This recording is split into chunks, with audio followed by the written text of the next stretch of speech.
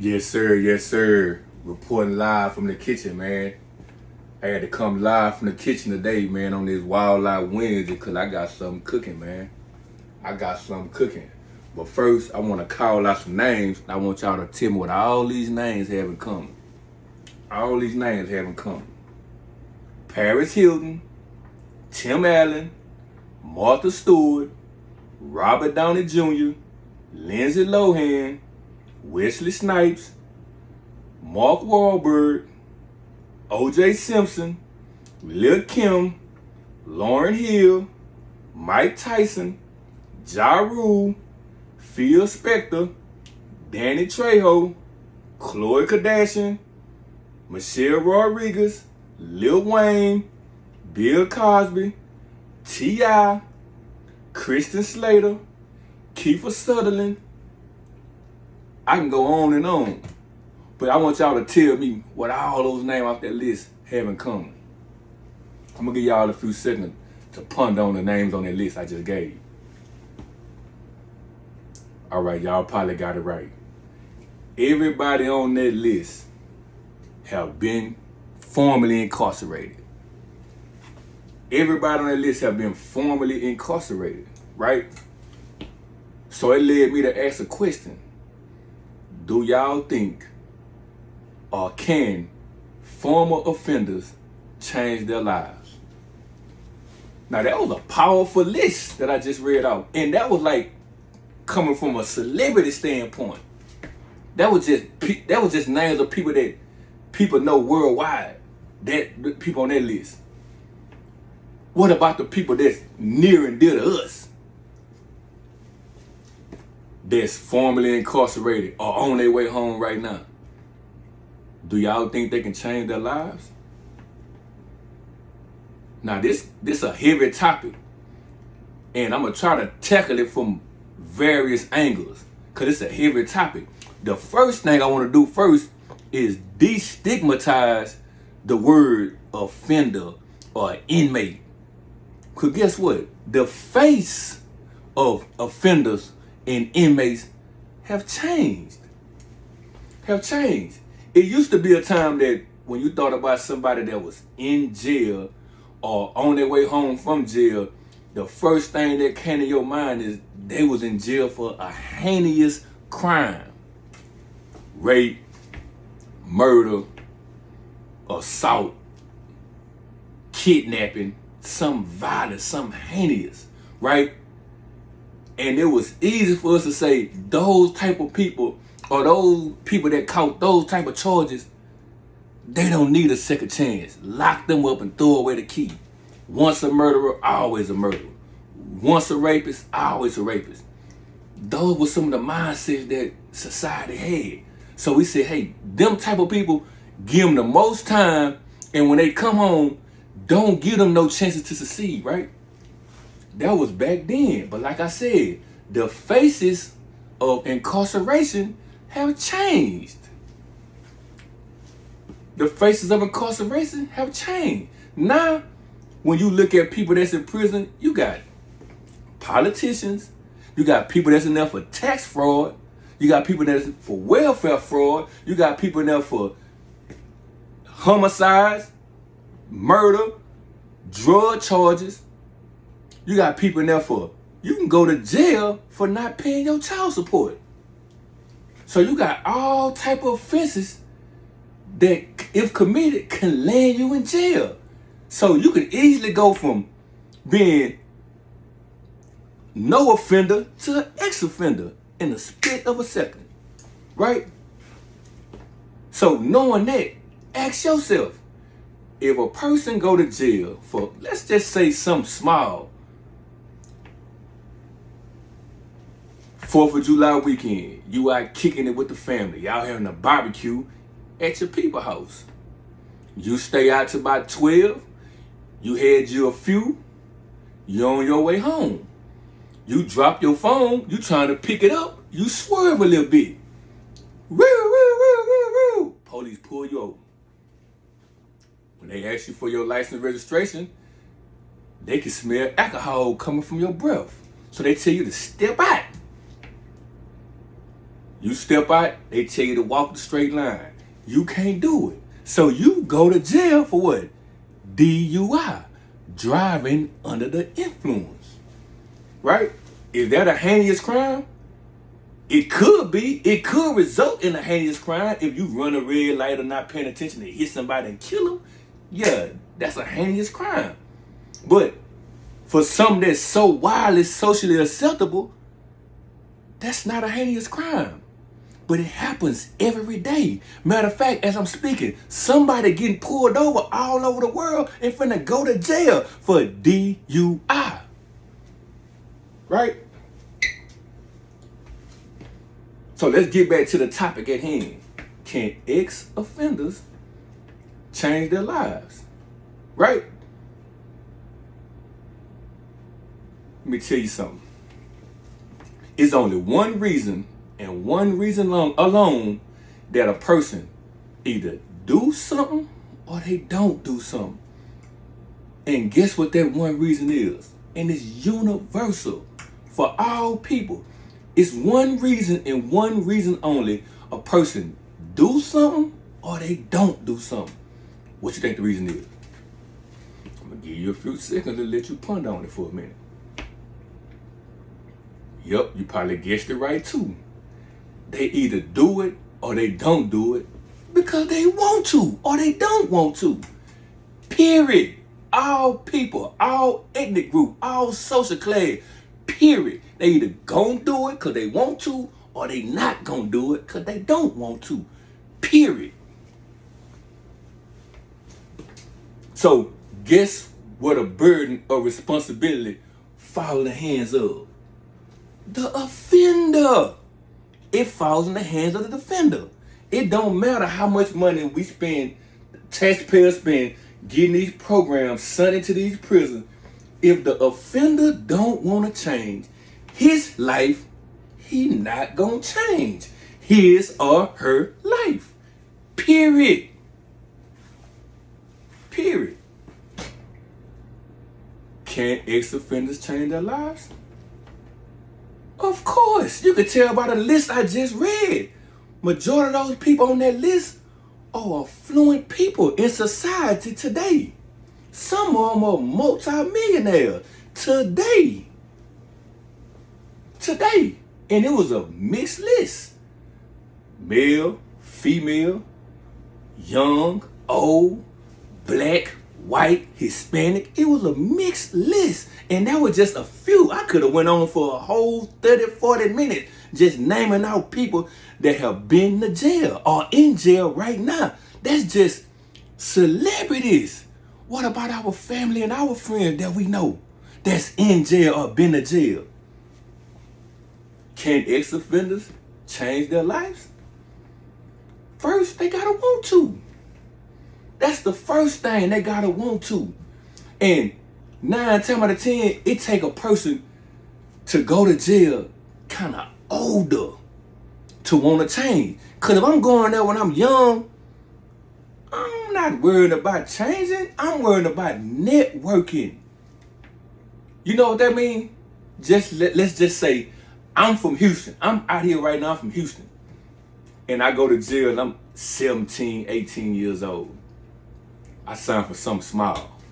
2 years for a possession of a gun charge, something like that. Go to jail. 17, 18 years old. Right? That's nothing to me. Because I don't have my own apartment, probably. I still stay with my mama. Both my mama and my dad is still alive. So they're going to make sure I got some money. I got a few girls out there. They're going to send me some money. They're going to send me some pictures. They're going to come see me.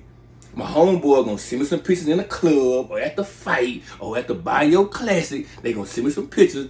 The phone calls cost 3 cents a minute down there now. So I'm going to stay on the phone. I'm not really missing nothing.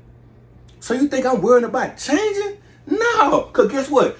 By me coming down here, I just got another star and bar on my chest. Now I can say, hey man, I've been to prison. Don't let them send me to one of the rough prisons. Don't let them send me to one of the prisons that they deem is rough or rocking and rolling. And I go down there young and I do me some punching and I come back home. Oh, I'm an OG now. my status just went to an all-time high. And I probably went down there and did my whole two. You think I went down there wanting to change? Absolutely not. I'm not going to no work. I'm not taking no classes. I'm not worried about getting no GED. I'm not doing nothing. I catch a case down there. They put me on commissary street or something. I'm going to get one of my people to send me some money to somebody down there I mess with that don't make stove. So I'm going to still be all right. You think I'm worrying about changing? No. Why? Because I done did about 2 years. So in 2 years, ain't too much going to happen. Mom and daddy still alive. Couple females. Some fell out. Some kept riding.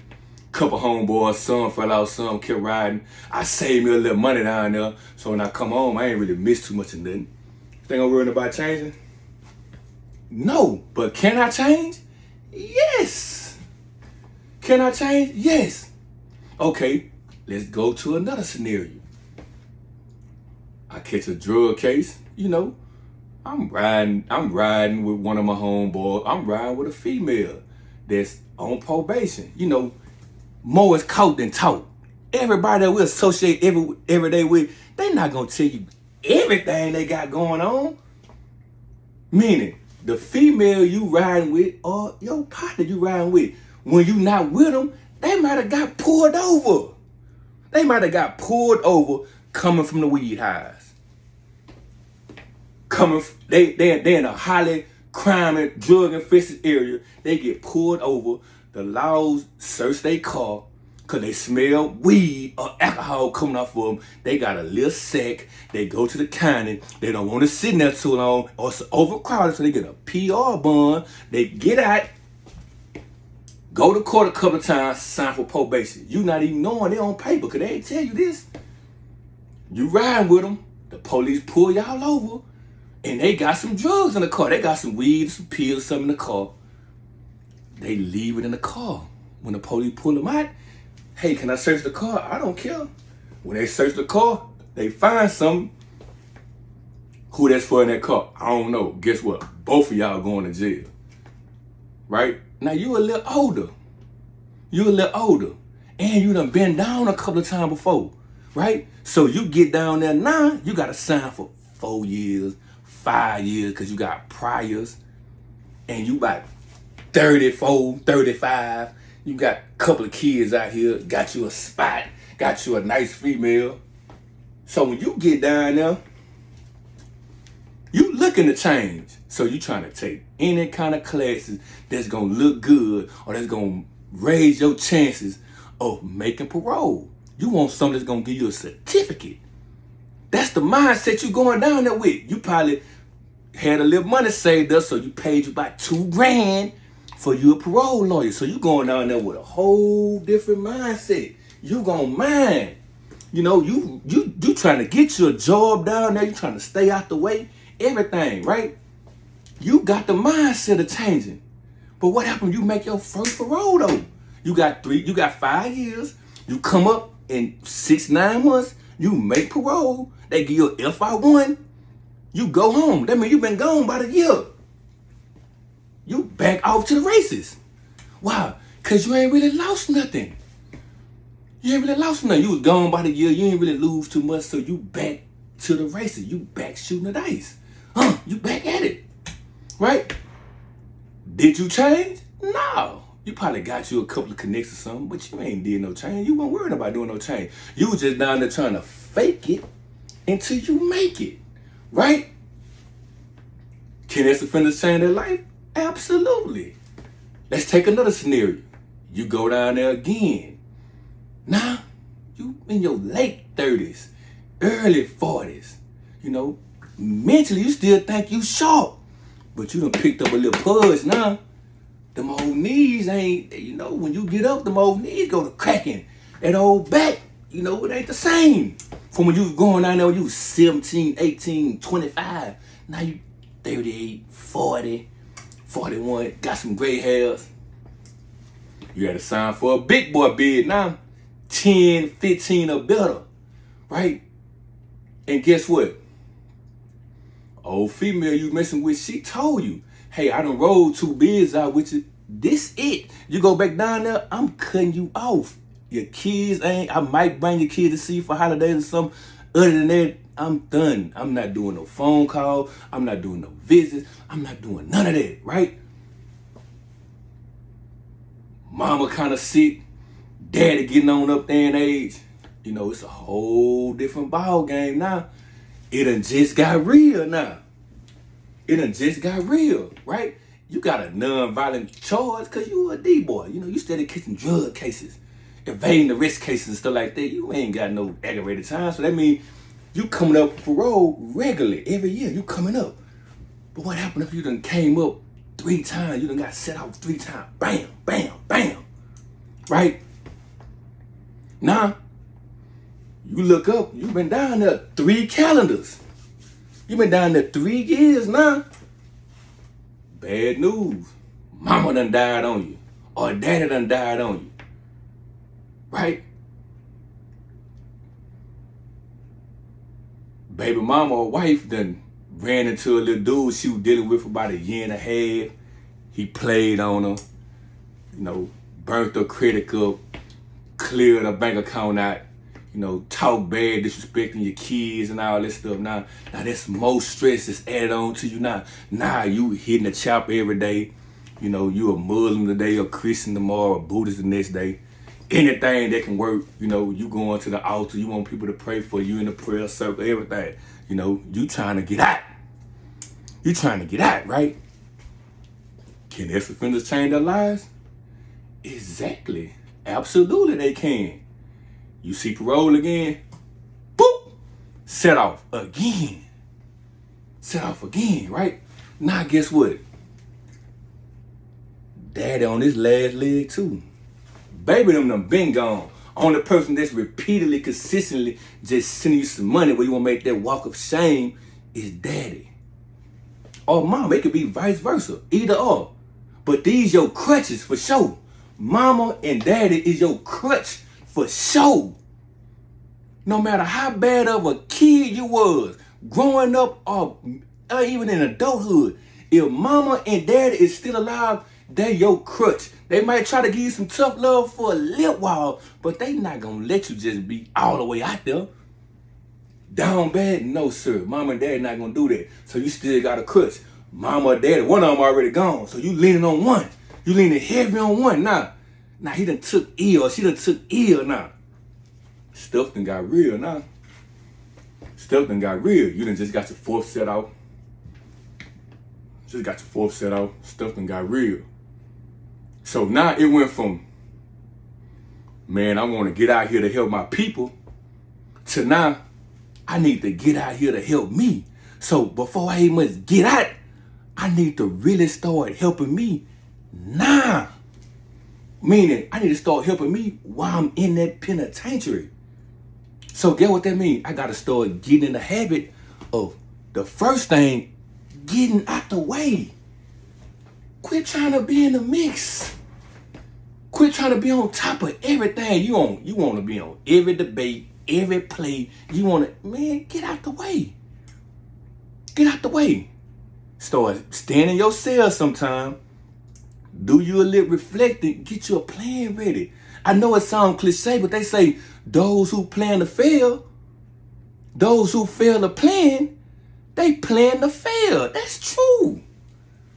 You got to have you a plan A, B, C, and D before you get to the world. You got to write that plan down. You got to start applying that plan in prison. Can ex-offenders change their lives? Absolutely they can. Absolutely they can. But you got to start applying your plan while you in there. Because you don't start working your plan while you out in there, you're going to abandon it when you get out. Because there's going to be so much stuff going on out here that you're going to abandon it when you get out. Right? Can ex-offenders change their lives? Absolutely. Absolutely. You know, man, I'm honored to closely associate myself or know a highly successful ex-offender. Highly successful ex-offender. Dr. Rob, cold, tough, verbal assassin, wizard with words, sharp as they come. And it ain't too many corners you can miss him on. Literally and figuratively. He done been around every block. You can't miss him. He an ex-offender and he highly successful. Right? So that lead me to another layer of, can an ex-offender change his life? You gotta define success for you. Why you in there? What's your definition of success for you? You know, you're gonna sit around the day room, everybody gonna talk, they gonna hear they get rich quick schemes, and everybody gonna be a business owner, you know, and people gonna say, man, I'm gonna get out, man, I'm gonna give me a couple of car washes, man, a couple of cleaners, you know, I'm gonna drive me some trucks. And that might work for them. It might not work for you though. Right? What's your definition of success? Because success is in the eye of the beholder. Right? Success is in the eye of the beholder. Some people feel like if I got a bunch of commas behind my name in my bank account, I'm highly successful, right? Some people think if I got a bunch of credentials around behind my name, I'm highly successful. Some people think if I got a whole bunch of followers on my social platforms, I'm highly successful. Some people think, hey man, if I'm well respected everywhere I go, I'm highly successful. Some people think if I got a high body count, whether sexually or violently, that's success for me. What's your definition of success for you? That means you need to drown out all the voices from other people and find out what's success look like for you. Can ex-offenders change their life? Absolutely they can. I wholeheartedly believe that in order for an ex-offender to want to change his life, he gotta hit rock bottom first. And everybody rock bottom is different. But you gotta hit it. Because the good thing about hitting rock bottom, you can't do nothing but look up and get up. Let me say that again. Once you hit rock bottom, you can't do nothing but look up and then get up. That's the good thing about hitting rock bottom. Another good thing about hitting rock bottom is you already know how it feels to be up. You already know how it feels to be up. Now you don't experience something else. You don't experience how it feels to be down once you was up. See, that's a hard pill to swallow when you go down once you've been up, right? And sometimes we need that. Sometimes we need to go down. That way when we go down, we can see who we really around. Who we really around. Who really down with us. Or who really opportunists. Who really opportunists. Can ex-offenders change their life? Absolutely they can. But first, they gotta want something. They gotta want to. And first, it's gonna take an event to happen. Most likely, a painful event, a painful experience to happen to them that's gonna change the whole trajectory of their life. Head first. Head first. It gotta hit them head first. Right? Can ex-offenders change their life? Absolutely. And you know how I can say that wholeheartedly? Because I'm an ex-offender. I'm an ex-offender. And guess what? I changed my life. Because I found something that challenged me enough to make me want to change. That's another thing I got to say.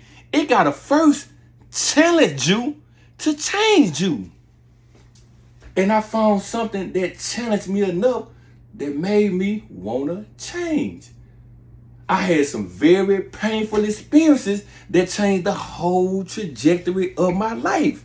Head first. I lost both of my crutches. Both of my crutches gone. Mama, daddy. right? Mama, daddy gone. So guess what that made me do? It knocked me down, but while I was down, I had to make a choice. Do I want to stay down or do I want to get up? And then guess what I realized? Me staying down or me getting up affected more than just me. It affected more than just my life. Because there was a lot of people that's associated with me that was watching me to see what I'm going to do. Because guess what? It was going to be a domino effect. If I chose to stay down, they was going to fall down too. If I chose to get up, it was going to propel them. It was going to motivate them. It was going to inspire them to get up too. Right? Can ex-offenders change their life? Absolutely they can. Like I said, man, I'm honored to know Dr. Rob. Dr. Rob, business owner of a highly successful inspiration pillar in the community. Positive Black Male Association of Houston. I'm honored to know the guy. One of my mentors. A guy that I look up to. You know why? Because, hey, man, he don't just talk the talk. He walk what he talk. And see, that's motivation for me. It can work two ways. You can see somebody make it and start hating, or you can see somebody make it and get motivated and say, hey, if he can do it, I can do it. And he an ex-offender. So that gave me hope to get out here and want to do right. Can ex-offenders change their life? Absolutely. Look at Martha Stewart. Highly successful. In her own right. She in her own lane. Right? Can ex-offenders change their life? Absolutely. But I'm going to tell you another thing. First of all, like I said, you got to make the choice while you in there. And then guess what? You got to put yourself in position for when your opportunity comes, you already ready. You can't wait till the opportunity come to start getting ready. You got to already be ready for when your opportunity comes. You just, hey, man, I wish that I can have this moment for life. You got to jump on the stage and do your thing. Because just like it's a small window, it's going to open and it's going to close. It's going to open and it's going to close. That means you can't procrastinate. You got to participate. You can't keep spectating and commentating. You got to start participating, man. You got to get active. You got to put yourself in position to win. Right? This is what you got to do. This the mindset you got to already have. And the good thing that come from being down there, you done got 5, 6 set-outs, is because it build up your resiliency level. You know, you don't give up so quick as people out here that ain't never had to really sit down and wait for a minute. Soon as something get too hard, they just quit. See, those of us that was strong enough to go in there and make it back out there, still same minded, they give us an advantage. That make us dangerous. Why? Because we know how it feel to be down there. We know how it feel to be down there. We not scared to be down there. We just don't want to go back there. So guess what? Every day, we're going to make the choice to stay out here for us. Can ex-offenders change their lives? Absolutely they can, man. Absolutely they can. And guess what it's going to also take?